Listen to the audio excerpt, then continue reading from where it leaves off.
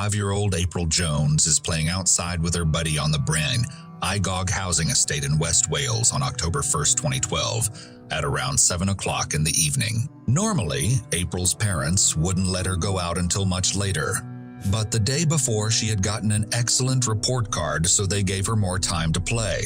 April Jones would vanish a mere 20 minutes later, setting off a furious hunt by volunteers and police detectives. It was time for April Jones to return home after spending around 20 minutes playing outside with her buddy, but she did not show up outside her house. Around 7 p.m., her parents had last seen her out on a bike. They set out to find her because they wanted to know where she was. They located April's 7-year-old friend not too far away, but April wasn't with her. The companion explained how April had entered a car. Thank goodness she could describe the man who had abducted April. He was wearing a green jacket, she added, and had blue or green eyes, brown hair, and a beard. Incredibly intelligent for a small child. However, one element would turn out to be crucial. The small child told how April got inside his car at the driver's side. Naturally, the steering wheel is located on the right side of cars in the UK. This implied that the man was driving a car with a left-hand steering wheel. Even though it was nighttime, the police were in a hurry. The first officers arrived at the location 8 minutes after the 999 call. While the search teams were assembling, authorities spoke with anybody who knew April. If anything unusual had occurred that day or in the days preceding her disappearance, they needed to know. There was nothing that any of the family could think of to assist the police with. April had gone to her swimming class earlier that day. After returning home, she was given the same permission as any other youngster to spend some time playing outside with her friends. It had only been a short while since April went by, but it was getting late in the autumn. It would get dark soon, which would make it very difficult to find April. News quickly circulated around the neighborhood via word of mouth and social media. Locals had left their houses in a matter of hours to offer their assistance in any manner they could. Despite the good intentions, this actually made police investigators' jobs more difficult. While they were grateful for the assistance of the community, they still needed to go door to door to find out if anyone had seen April or the person who might have taken her. The issue was that very few people were home. The majority had gone to try and aid with the search. That meant that when those people went back to their homes, the police could only question them in limited ways. As is typical with most such situations, the story quickly gained national attention, and television crews and reporters from all across the nation descended upon this small town to cover it. At 10:30, the police gave the public and media a status report, noting that they were growing more concerned as they still hadn't located any evidence of April and pleading with anyone who could have seen or knew anything to come forward immediately. April 4th, 2007 was April Jones's birthday. April was a content little child, but she wasn't without her issues. She faced a few problems in her early life as a result of being born 7 weeks early, but she overcame them and developed into a typical young girl with the aid of medical care. However, she was unable to overcome one illness: cerebral palsy. A brain injury sustained at or soon after birth is the cause of cerebral palsy. The most frequent reason is a brain oxygen shortage. The disease affected April all the way down to her hips. Fortunately for her, it was not too severe, however. This would have caused pain and difficulty with simple muscle motions. But even with her slight condition, she required careful attention. Most concerning of all, whoever had abducted her was most likely unaware of it, and her minor impairment might not have mattered to them. On the evening of October 1st, authorities made additional information regarding April's disappearance public. She had on her school polo shirt and a purple coat. More than 100 individuals had turned out to support the cops by this point. Locals were familiar with the location. Their expertise can come in very handy in locating her. Not just locals showed up to lend a hand either, along with a large number of volunteers from England who crossed the border into Wales to offer their support. Several people from South Wales traveled up to assist. There would be no easy search. There were mountains, waterfalls, gorges, dense forests, uneven ground, and thick woodlands all around the town for miles. Not to mention that it was a chilly, overcast fall evening, and that it was pouring rain outside. To guarantee their own safety, Police had to meticulously arrange for all of the volunteers. Several volunteer search teams were now covering an area of about 60 square kilometers. At about 3:30 in the morning, 8 hours after the first police contact, volunteers had been diligently making their way across the harsh Welsh countryside. Naturally, the situation was dire, but there was a certain touching lyrical beauty in the fact that so many people were eager to donate their time to aid in the search for little April, something that must have brought some solace to her heartbroken family while they waited by the phone for word. Because they feared unsettling fines, the police had forbidden the family from participating in the search. There was still no sign of April on October 2nd, 2012, despite nighttime searches. Police in Wales have now issued a child rescue notice. This is essentially a nationwide alert for police agencies in the UK, requesting that they make sure their officers have a description of April and the man who took her. It was the first time the nation as a whole had heard the child rescue alarm. The media was now putting tremendous pressure on the police, 14 hours after April had disappeared, to provide every piece of information they had. It also questioned the way the police handled the probe. One could contend that the complaints leveled against the police were unjust. They had come swiftly, set up search parties, and spent the entire night searching for April. It wasn't really possible to do much more that night, given the weather and conditions.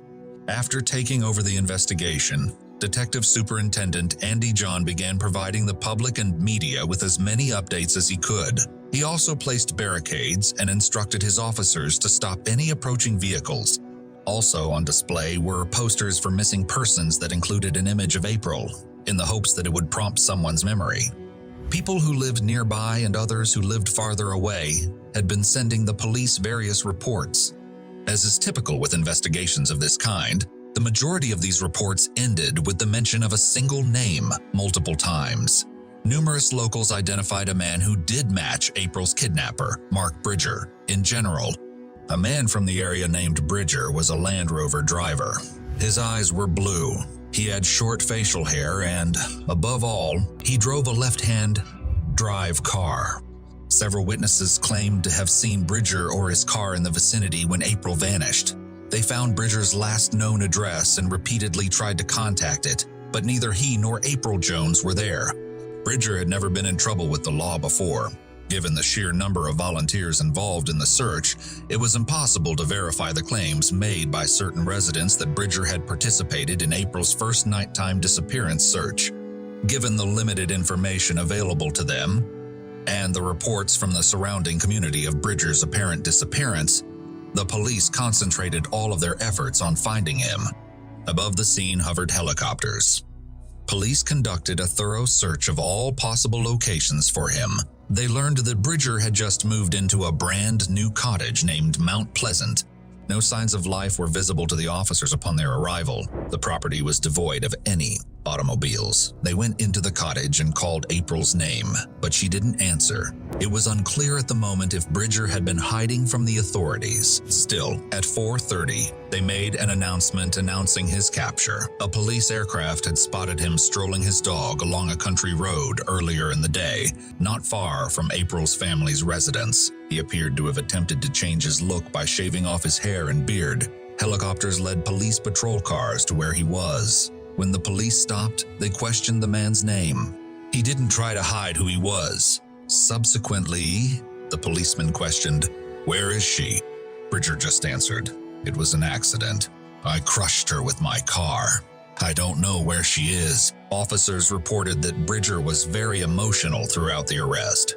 The arresting officers read him his rights, which included the following: "You do not have to say anything, but anything you say may be used as evidence." Oddly enough, Bridger was eager to converse. Though he was not required to speak, the officers reiterated that he was free to do so. He informed them, "I've been looking for her all day and night on foot. My car is in the garage. It is a left-hand drive Land Rover Discovery. I didn't abduct her. I tried my best to revive her, then panicked. I only knew her name this morning when I saw the news on the television. I just wish I could remember where I'd put her. There was no life in her. She was just on the seat. I want to say sorry to the family." They took Bridger to the closest police station in Aberystwyth. In the meantime, back in April's hometown, police units, Canines, search teams, volunteers, and mountain rescuers kept searching every square inch of the Welsh countryside for April. Still, despite everyone's best efforts, they were unable to locate her. Along with the emergency services staff, who worked just as hard and determinedly, hundreds of volunteers from across the nation stayed out all night, slept for a few hours, and then resumed their search. The police had received over 600 texts from people volunteering their services and proposing locations to search. Because of this, the police had a large number of volunteers to assist them in their search, and because of their local expertise, they were able to check over 20 distinct areas extensively. The people can occasionally obstruct this kind of investigation. Still, local expertise is essential in remote places like this one, and the police needed all the assistance they could get at this point. Detectives had taken Mark Bridger into custody and were questioning him. Unusually for a man of his standing, he spoke without hesitation. On the contrary, he talked candidly about what had transpired right away. I don't know where she is. Yesterday, I came down to see my daughter's teacher. She had a parents' evening. And I then parked up opposite my girlfriend's house, which I believe is not far away from April's mother and father's house.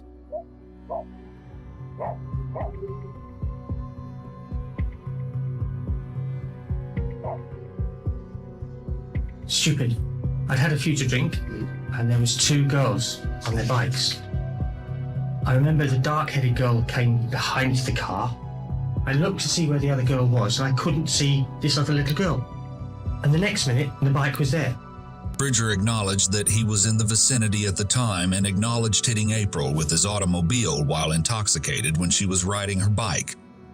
Mark Bridger insists that he never intended to harm April, even though he acknowledges that he was aware of his error. Instead, he maintains that he took off with her in his car because he needed to bring her to the hospital right away. And that's when I realised It's okay, Mark. the colour had gone out of her. Okay, Her right. lips were purple. Paul and Coral are friends of mine. And I've killed their daughter. Effective then, without hesitation, Bridger acknowledges that his actions that evening caused April Jones to die.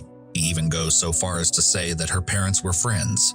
However, Bridger's memory tends to deteriorate following the submission. He has been relatively open about his involvement thus far. Actually, these officers may have never had an easier time getting a confession from someone. Bridger can't recall anything about what he did with April's body, though. Following her confession, despite the police's repeated attempts to question him, Bridger's unexpected episode of amnesia persisted. And I'm in my house, and she's not there. Been upstairs, and I can't find her. I wouldn't have ditched her. I know that. I wouldn't have. I'd have put her somewhere. With Mark Bridger, the cops have been quite cautious thus far. He'd been entirely honest with them. They can make him clam up with aggressive interrogation. But now they start to question his sincerity. The police were aware that there was very little likelihood that Bridger's memory would be blank at the critical moment when April's body vanished. The pressure increased as the cops questioned Bridger. Even though it is evident that he was lying, he persisted in telling his story and got even more upset. In fact, the cops started to wonder if April was dead at all. Was there anything that Mark Bridger was saying that they could genuinely believe? The police decided to give Bridger a platform to give his account of what happened on Tuesday, the day he was hauled in. However, police used it as a chance on Wednesday to get more information out of him. And you tell me that when you get out of your vehicle, that you look underneath the vehicle and you see April. Yes. Although Bridger insisted that he had run April over, the police received evidence from April's 7-year-old companion that April was okay, had cheerfully gotten into Bridger's car, and was grinning. Who would lie like that to a 7-year-old? In actuality, they would not have any cause to, nor would they choose to. We have a witness that was present. This person says April got into the Land Rover via the driver's door, which on a normal car would be the right-hand side, but that's really the passenger side door on your car. That is complete fabrication and lies. It can't have happened.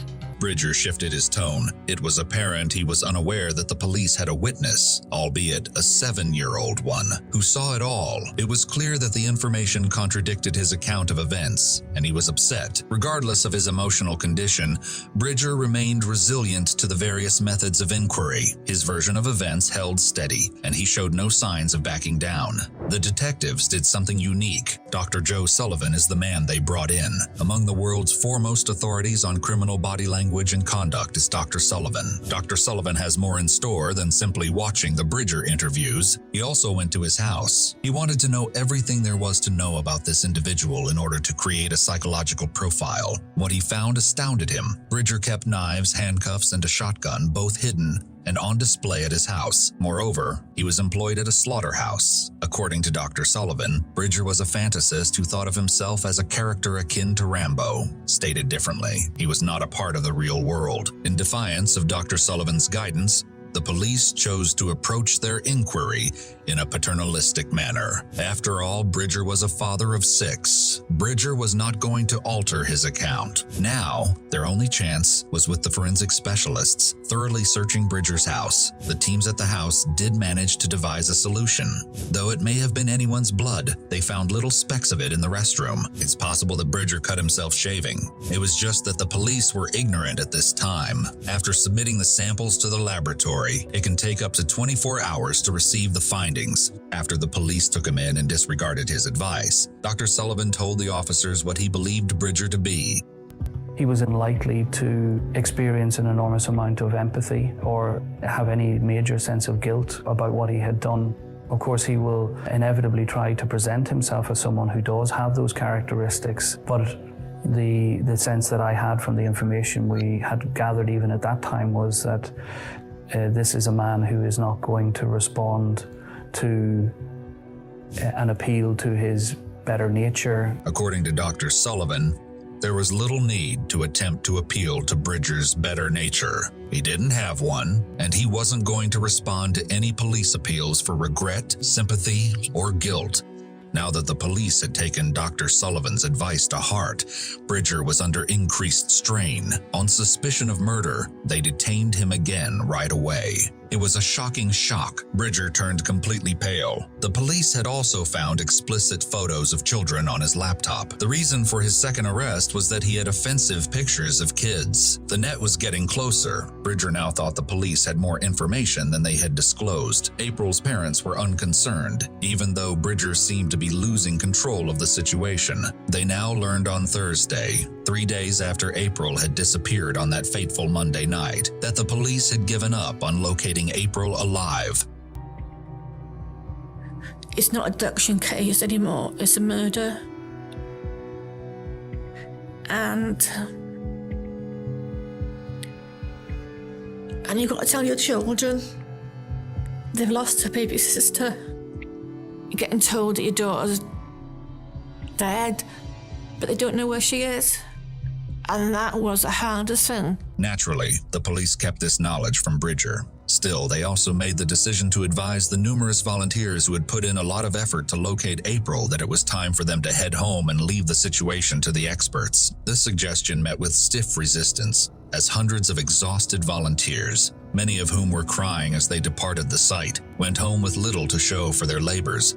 Police search teams were out in full force on Friday, 4 days after April vanished, looking for clues wherever they could. There was no proof that Bridger killed April, according to forensic investigators. Importantly, though, there was not a shred of proof that Bridger's account included any truth at all following a detailed inspection of his vehicle. His Land Rover did not have a single mark on it.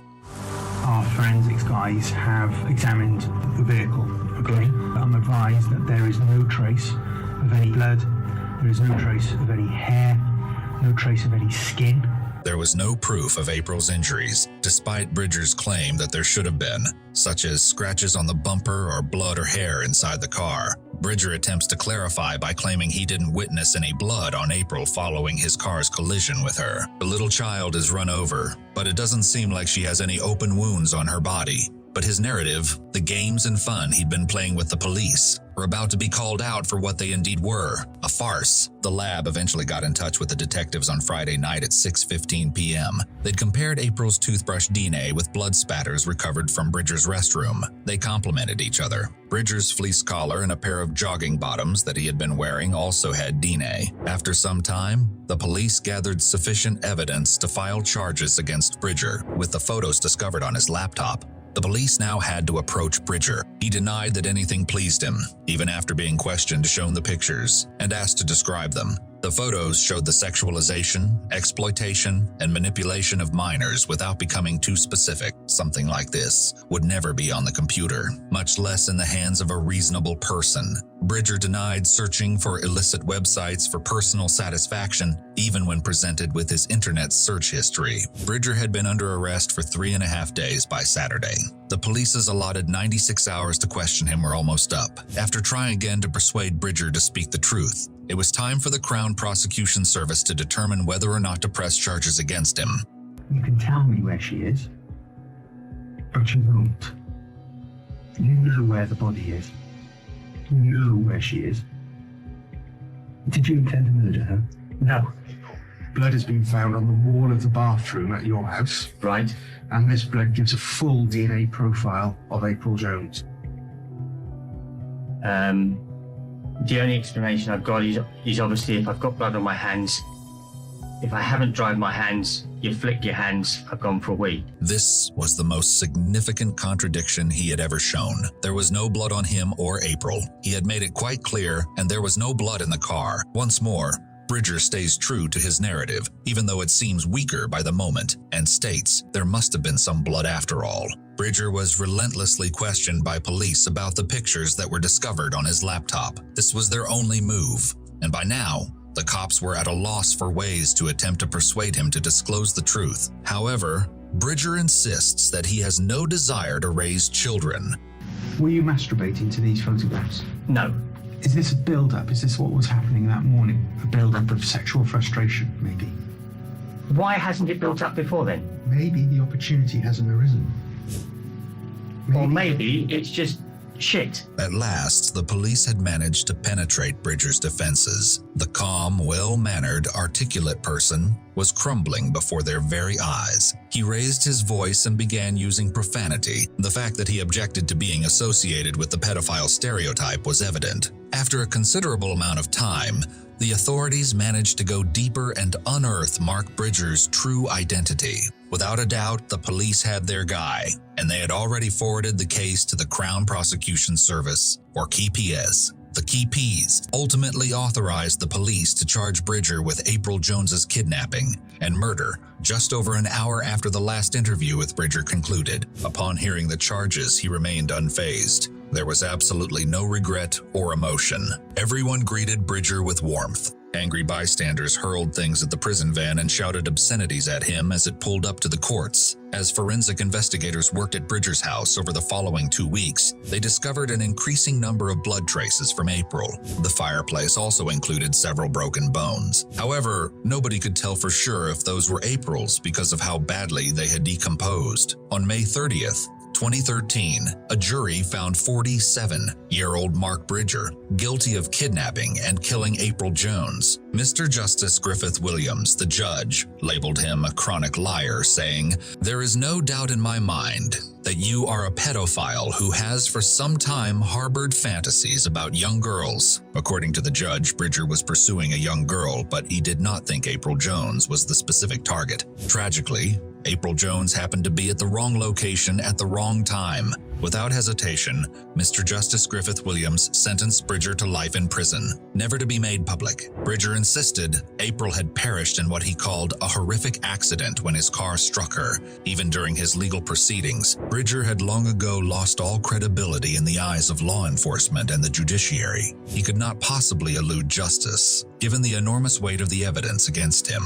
April Jones was just a typical young child playing outside with her friend when a single sick person attacked her. She was growing into a youngster, despite her condition, and her instructors had been writing her excellent school reports. Indeed, if given the opportunity, she would have had a lot to offer the world. Despite being wholly devastated, April's family expressed their happiness that Bridger would never be allowed to leave prison and that no other children would be harmed by him after the trial. April Jones's remains were never discovered. In Bridger's house, 17 bone fragments were found, but none of them could be positively linked to April. Following their daughter's deaths, April's parents pushed for changes to the way people might search for unlawful content on the internet, primarily through Google and Bing. The internet companies responded by changing their systems to alert users who seek this kind of content and to try to prohibit or remove any websites that contain it. April will always have a void in their hearts that cannot be filled, even if we at beyond evil wish for April's family and friends to be able to reconstruct their lives to the best of their abilities. On April 26, 2013, April had a funeral service in her hometown. May April Jones rest in peace.